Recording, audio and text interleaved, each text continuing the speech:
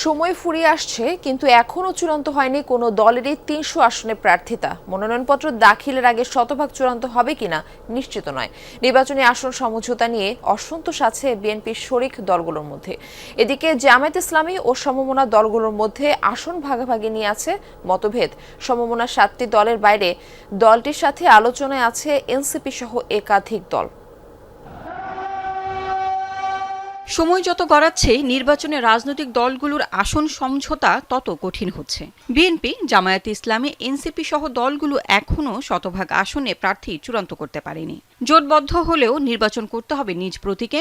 আরপিওর এমন সংশোধনের পর জোট ও শরিকরা নানা হিসেব কষছে। কে কত আসন পাবে, কয়টায় দেয়া হবে ছাড়, এ নিয়ে এখনও দর কষাকষিতে দলগুলো।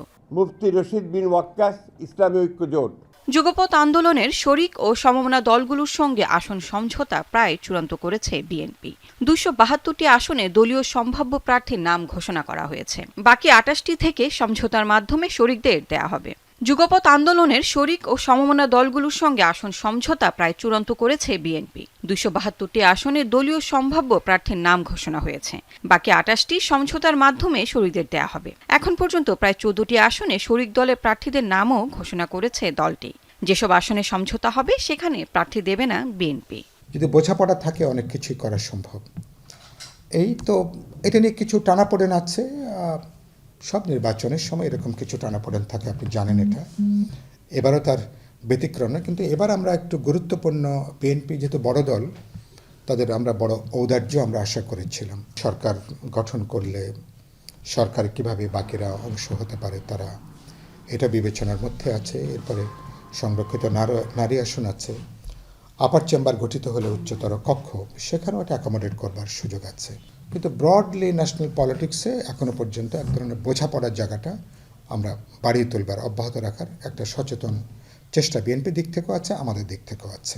সংস্কার, জুলাই হত্যাকাণ্ডের বিচার, গণভোট সহ ৫ দফা দাবিতে মাঠে আন্দোলন করছে জামায়াত সহ ৮টি সমমনা দল। রাজপথের এই ঐক্যকে নির্বাচনের মাঠে কাজে লাগাতে চায় দলগুলো।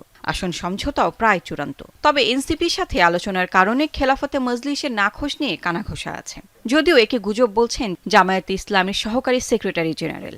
জানান, এনসিপি সহ একাধিক দলের সাথে আলোচনা চলছে। শনিবার সন্ধ্যায় সমমনা দলগুলোর শীর্ষ নেতৃত্বের সাথে বসবে তার দল। ২-৩টা দলের সাথে আমাদের বসাবসি হয়েছে। আসনও তারা তালিকা দিয়েছে, আমরাও কাজ করছি। আরও প্রায় ডজনখানিক দল আছে যারা যোগাযোগের মধ্যে আছে, যে আসতে চাই। তা আমরা কতটুকু আসলে স্পেস দিতে পারবো, যেহেতু আমরা ৮ দল একসাথে দীর্ঘদিন কাজ করে এই জায়গায় আসছি। সংখ্যার নীতি তৈরি করিনি এখানে। আমরা ওই যে নীতি যেটা হচ্ছে বিজয়, যদি কিছু টুকটাক থাকে এটা পরেও করা যাবে।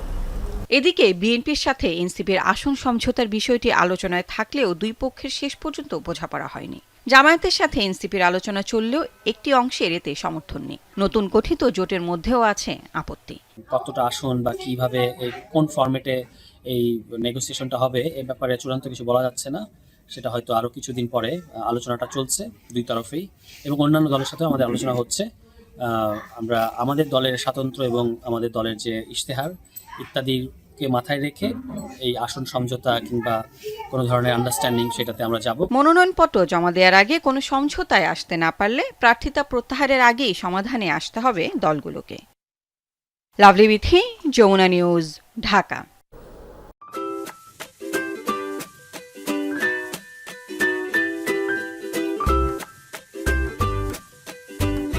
From Nestlé.